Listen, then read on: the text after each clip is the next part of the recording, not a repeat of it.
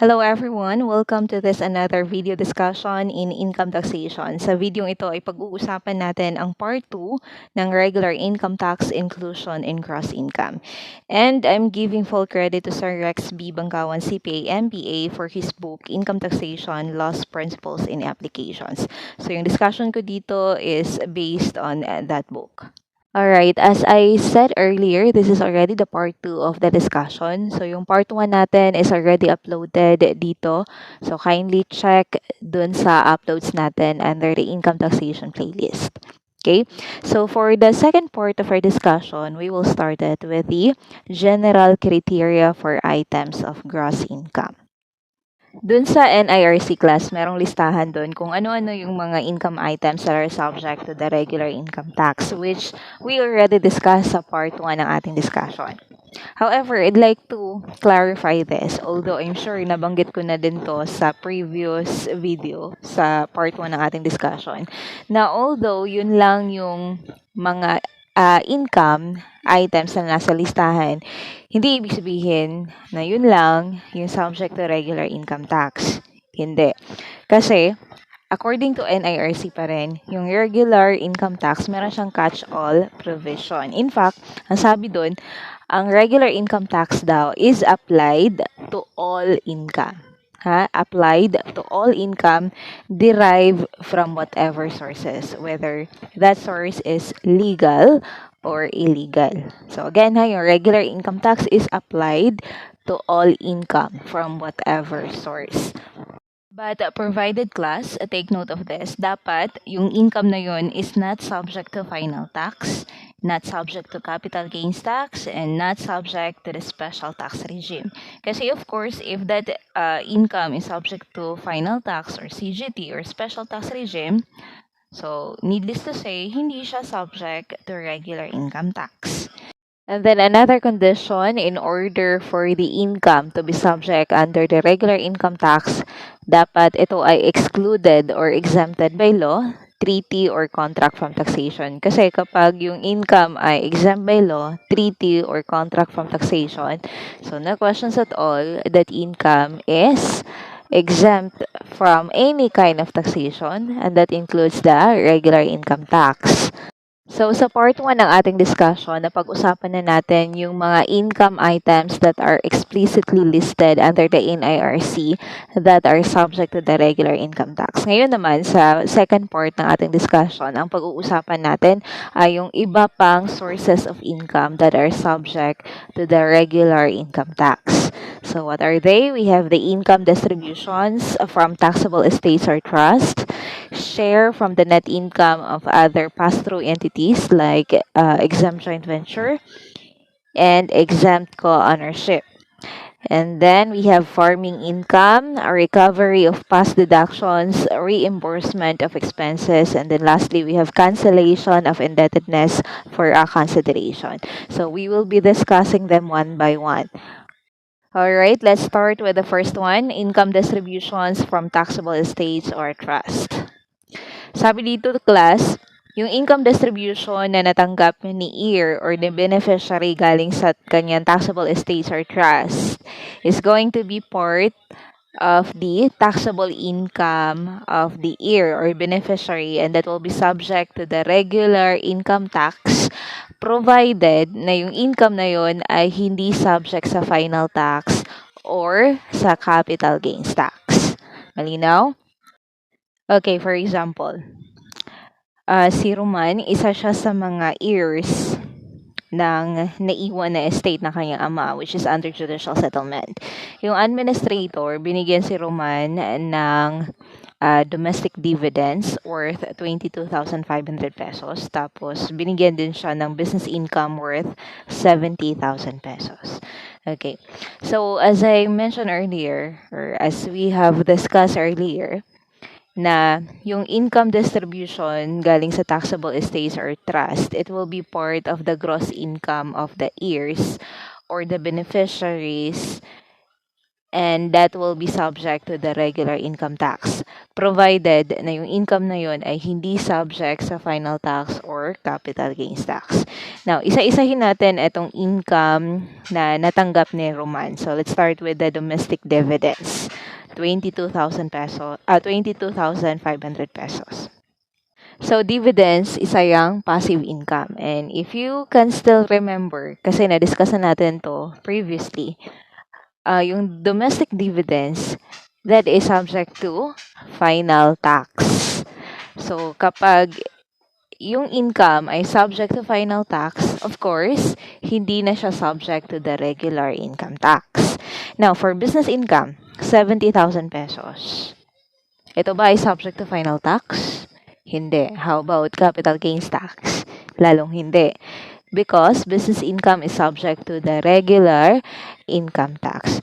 So in this case, class, only the business income worth 70,000 pesos will be included as part of the gross income of Roman that will be subject to the regular income tax. Another example, so we have trust. So Horace received the following income distributions in his capacity as beneficiary to an irrevocable trust designated by his grandmother. So ito yung mga natanggap niya. Net capital gains on sale of domestic stocks, 9,500 pesos. Tapos rental income worth 12,000 pesos. Okay. So for net capital gains on sale of domestic stocks, this is subject to capital gains tax. So therefore, hindi to kasali dun sa gross income that will be subject to the regular income tax. How about rental income? 12,000 pesos. So this is subject to regular income tax. So in this case, class, only the rental income amounting to 12,000 pesos will be included as part of the gross income of Jerez that is subject to the regular income tax.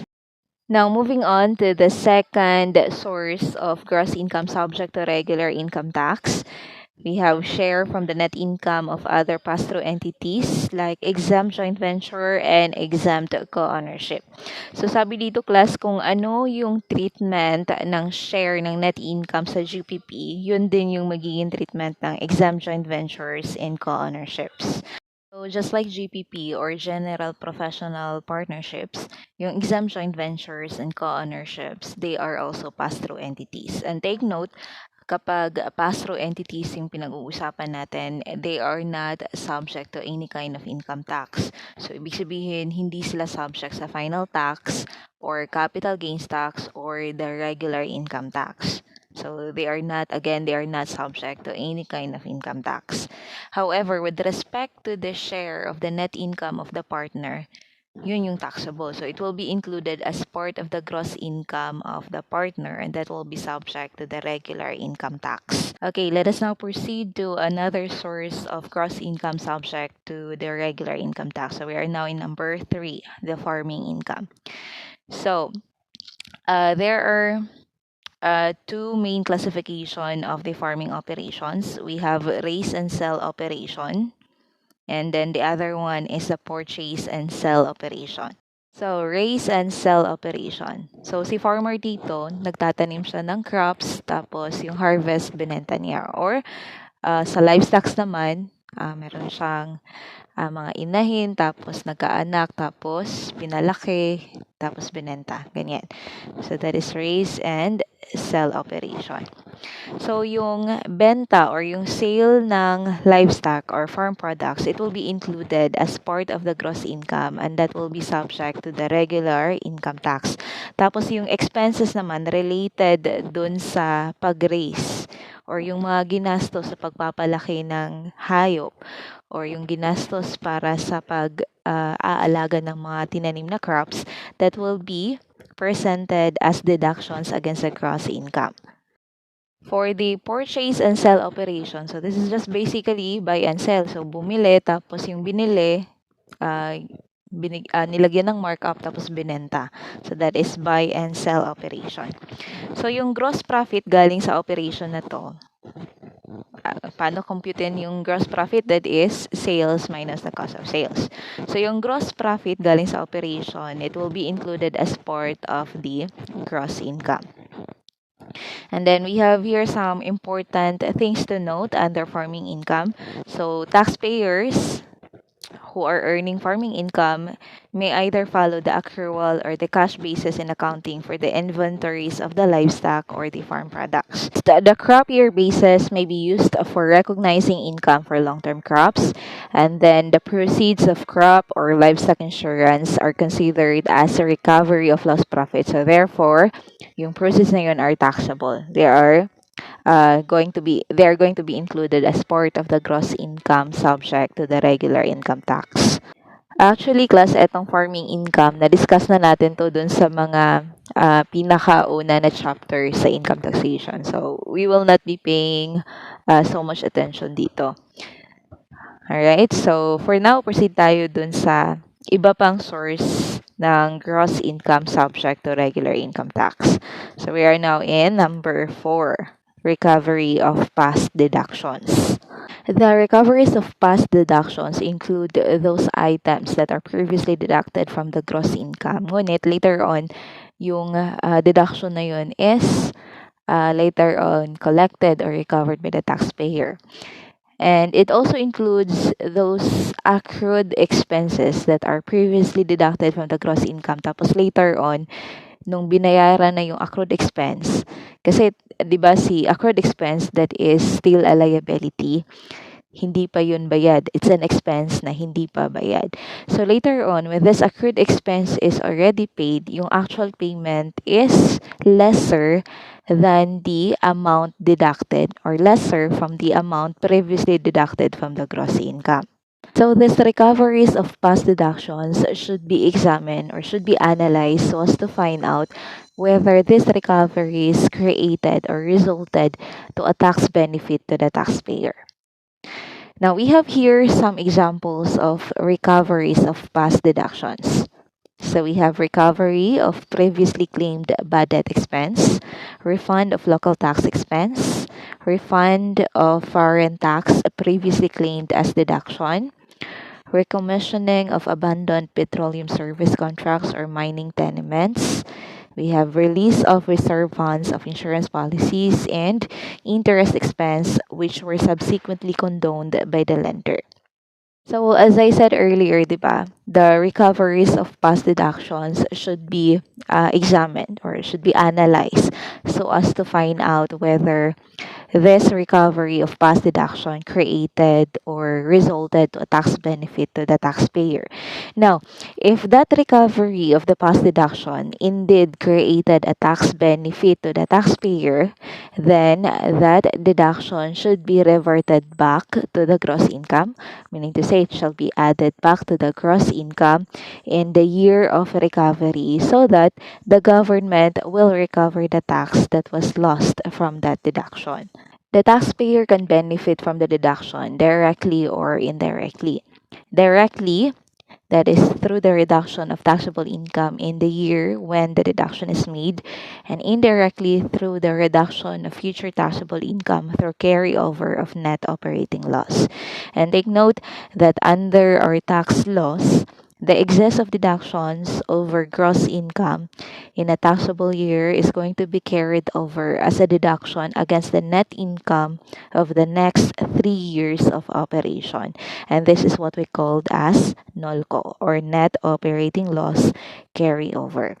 This is because of this, almost prior year deductions have tax benefits. So therefore, their recovery is taxable.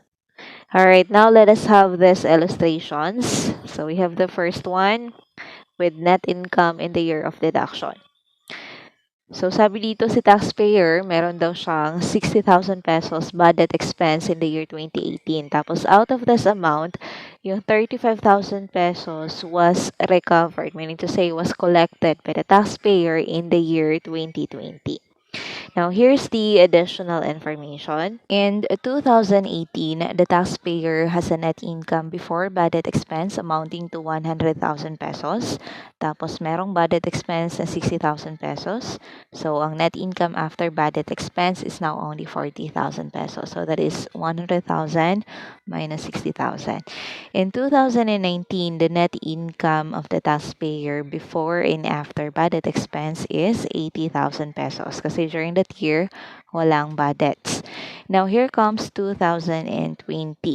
Yung net income before bad debt expense was or is 120,000 pesos. And then during that year, sa 2020, merong recovery or merong collection ng previously deducted bad debt expense. So out of the 60,000 pesos recognized bad debt expense in 2018, 35,000 of that was collected in 2020. So ang tanong ngayon, what is the treatment of the recovered bad debts amounting to 35,000 pesos? As I mentioned earlier, when it comes to recoveries of past deductions, kailangan muna nating i-analyze, kailangan muna nating alamin kung nagkaroon nga ba ng tax benefit si taxpayer dito. Kasi if that past deduction indeed created a tax benefit to the taxpayer, then kailangan nating i-revert back to the gross income yung recovered amount ng past deductions. Now, bakit ba natin gagawin yon? Ganito yan, class. With the recovery of the past deduction, the government has the right to also recover its lost profits, which is the tax that was lost from the deduction. Now, going back dito sa illustration natin. So, in the year 2020, merong recovery of the previously deducted bad debt expense. So, the amount of which is 35,000 pesos. So, this 35,000 pesos, this is connected to the previously deducted bad debt expense in the year 2018, which is 60,000 pesos. Kumbaga, out of the 60,000 pesos bad debt expense, 35,000 pesos of that was recovered or was collected in the year 2020. So, meron bang tax benefit dito si taxpayer? Of course, meron. So, yung 60,000 pesos bad debt expense that was deducted from the gross income in 2018, yun yung tax benefit. And now that alam na natin na nagkaroon pala ng tax benefit si taxpayer, so yung related recovery na 35,000 pesos, kailangan natin yung ibalik doon sa gross income in the year of recovery. So, ang net income after bad debt expense in 2020 would now be 155,000 pesos. So, that is 120,000 pesos net income before bad debt expense plus the recovery of the past deduction, the recovery of the bad debt expense of 35,000 pesos. So again, 120,000 pesos plus 35,000 pesos. So that is equal to 155,000 pesos. All right, let us now proceed to the next illustration. So this time, merong operating loss and Nolco carryover before recovery. So here's the problem.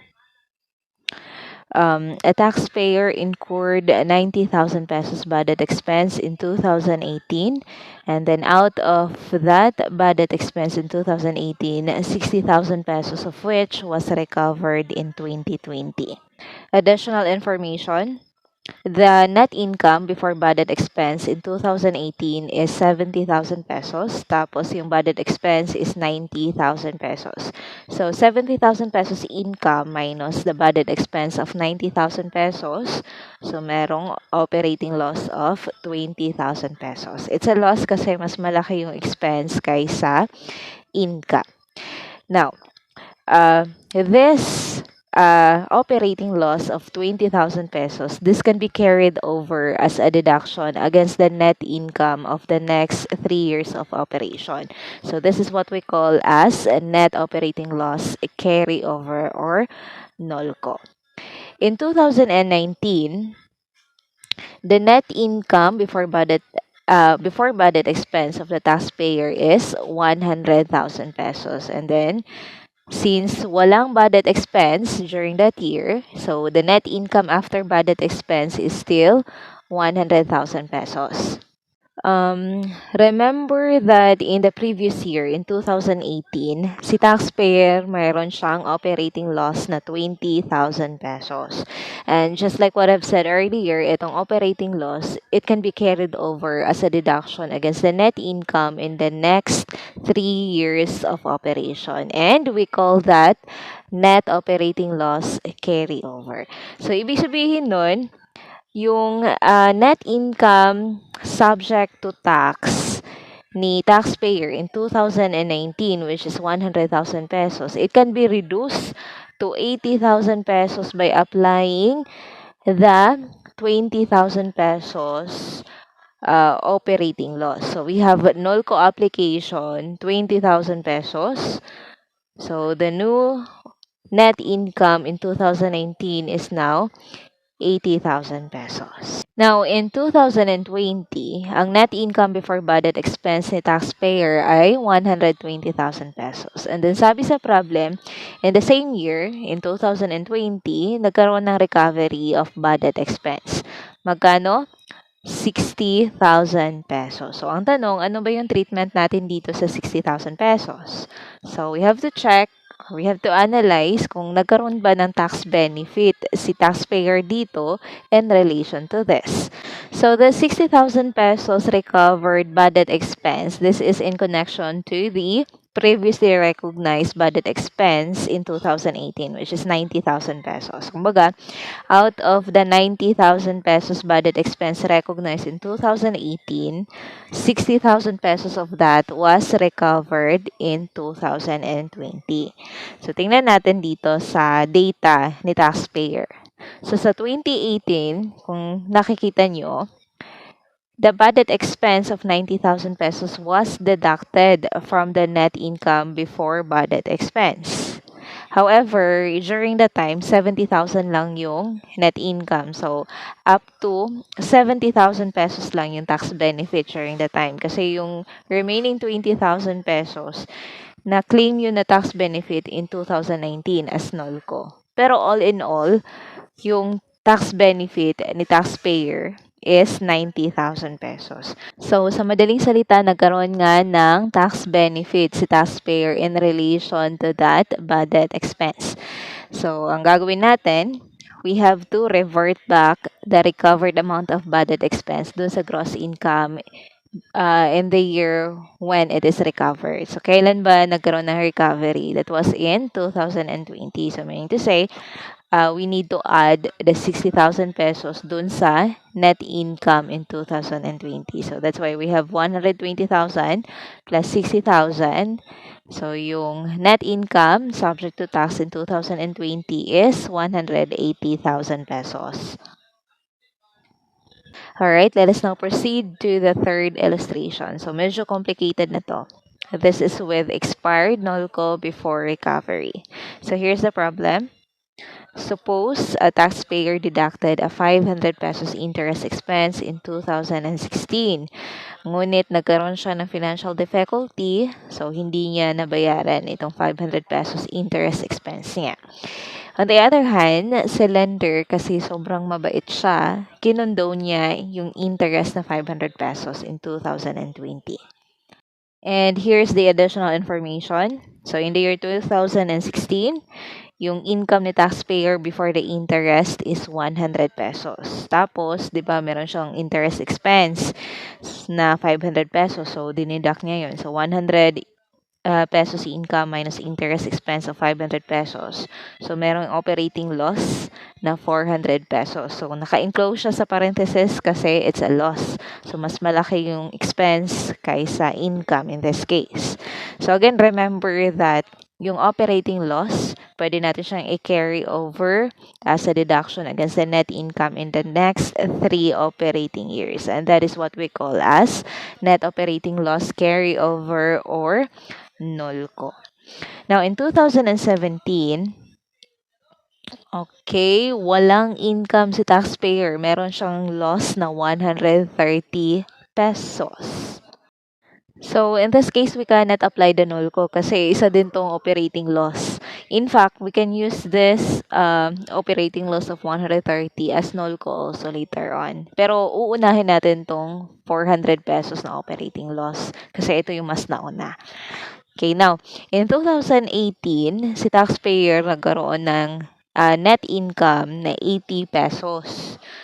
So, kasi net income to, so this is the perfect timing na pwede natin gamitin yung Nolco. And as I said, yung uunahin natin is yung Nolco in 2016.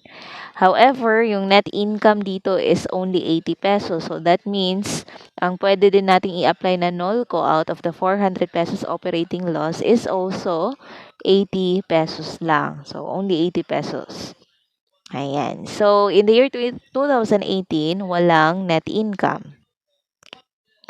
Now, in 2019, nagkaroon na naman ng operating loss of 160 pesos. So, etong 160 pesos operating loss, pwede itong gamitin ni taxpayer as Nolco later on.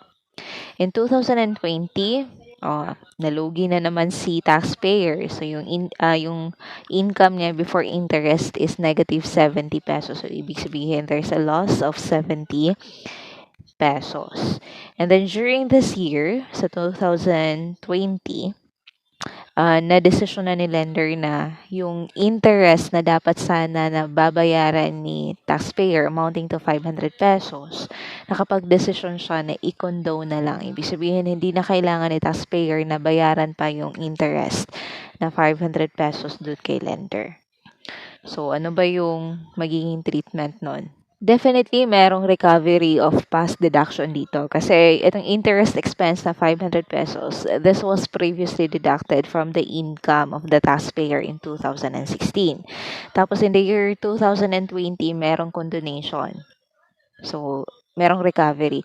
Pero ang tanong dito, magkano ba yung i-revert back natin sa gross income in the year 2020? Yung buong 500 pesos na interest ba? So, ano nga ulit yung na-discuss natin? We have to analyze kung meron bang tax benefit. So, tingnan natin kung nagkaroon ba ng tax benefit in relation to this, si taxpayer. So, in the year 2016, yung tax benefit from the interest expense ni taxpayer during that time is only 100 pesos. Although 500 yung total interest expense, pero during the time kasi, yung income is only 100 pesos. So, during the time, up to 100 pesos lang din yung tax benefit. Kasi yung remaining 400 pesos, supposedly, Nolco yun mapupunta. So, it will be gradually used as a deduction against the net income in the next 3 years. So, alamin natin kung na-utilize ba yung 400 pesos na Nolco. Pero tandaan nyo ha, in the year 2016, meron na tayong tax benefit out of the interest expense ng 100 pesos. Okay. In the year 2017, nagamit mo yung Nolco natin na 400 pesos? Hindi. Or wala. Or hindi natin nagamit. Kasi, nagkaroon ng operating loss in 2017. So, hindi natin na-apply yung Nolco that time. Now, in 2018, nagamit ba natin yung Nolco na 400 pesos? Yes. Pero, magkano lang? 80 pesos. Kasi 80 pesos lang yung net income that time. Now, as of 2018, yung Nolco balance galing sa operating loss in 2016 is 320 pesos. So, that is 400 pesos minus 80 pesos. So, 320 pesos na lang yung balance. Now, in 2019, nagamit ba natin yung Nolco balance na 320 pesos dito? Hindi rin. Kasi, nagkaroon ng another operating loss si taxpayer. So, at this point, yung 320 pesos na Nolco balance, expired na siya. Kasi 'di ba yung operating loss, as I said earlier, it can be carried over as a deduction against the gross income for the next 3 operating years. So from 2016, 2017, that's the first year, 2018, that's the second year, and then 2019, that is the third year. So this time, hindi rin nagamit yung Nolco. So hanggang dito lang, expired na din siya. So if we're going to think about it, class, yung totoong tax benefit ni taxpayer is not 500 pesos. It's only 180 pesos. 100 pesos in 2016 and then the 80 pesos in 2018. So, ang pwede lang nating i-revert back to the gross income in 2020, hindi 500 pesos, kundi 180 pesos. Kasi out of the 500 pesos, only 180 pesos yung na-recognize as tax benefit na taxpayer. Now, if we are going to continue solving for the net income in 2020, so magkano ba yung maging net income? So, we'll start with the income before interest in 2020, which is negative 70. Again, this is a loss ha. That's why naka-enclose siya sa parentheses. So, it's negative 70. And then we're going to add back the tax benefit from the interest expense, which is only 180 pesos. So, negative 70 plus 180, that is equal to 110. So, that's the net income. And then take note, meron tayong Nolco. So, saan manggagaling yung Nolco natin? From the operating loss in 2017. Kasi yung balance natin from the Nolco, from the operating loss in 2016, hindi na natin yun magagamit kasi expired na yun by 2019. So, ang pwede natin gamitin is the operating loss from 2017, which is 130. Pero hindi din natin magagamit ang buong 130 kasi yung net income is only 110. So up to 110 lang yung Nolco application natin. So bottom line, wala pa ring net income in 2020. Refund of non-deductible expenses. So this refers to the expenses or payments which are non-deductible against the gross income when computing for the taxable net income. So this kind of expenses do not create any tax benefit to the taxpayer. So therefore, any recovery of these expenses or payments should not be included in gross income. So examples of this are the Philippine income tax, estate or donor's tax, income tax paid or incurred to a foreign country if the taxpayer claimed a credit for such tax in the year it was paid or incurred, stock transaction tax and disposing tax through the PSE and the special assessment. Now let us go back to the list of other sources of gross income subject to the regular income tax. So we're now in item number 5, reimbursement of expenses. So those expenses that are expenses of the taxpayer that are reimbursed or refunded or paid by the customer or the client, that is considered as an additional income on the part of the taxpayer, and therefore it is subject to the regular income tax. So examples of this are when the lessee pays the ownership cost of the lessor, such as the real property tax and insurance on the property. The payment constitutes income to the lessor. Then we have another one when a client reimburses the out-of-pocket expenses of a professional practitioner. The reimbursement there are income to the practitioner. Moving on to the last item in the list, the cancellation of indebtedness for a consideration. So in this case, itong cancellation of indebtedness, this is considered as gratuity or payment of an income. So therefore, this is subject to the regular income tax. So the cancellation of debt in consideration of service of goods is treated as an income, while the cancellation of debt as an act of gratuity, this is considered or treated as a gift. And yung cancellation of debt as capital transactions, such as forfeiting the right to receive dividends in exchange of debt, this is also considered as a dividend income. So whatever it is, as long as it's a cancellation of indebtedness, that is subject to the regular income tax.